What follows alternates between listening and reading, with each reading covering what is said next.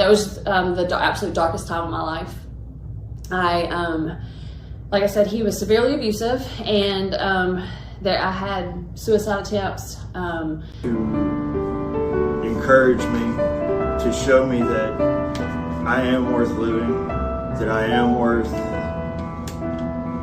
being here. God had a different plan. I woke up in a coma over a month later, and Dr. Langston told me I was a miracle. I didn't have enough blood for my heart to even beat, yet it was beating.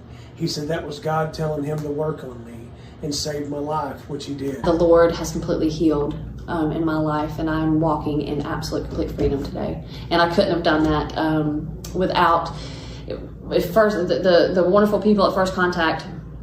They literally saved my life. Jesus Christ has changed my life.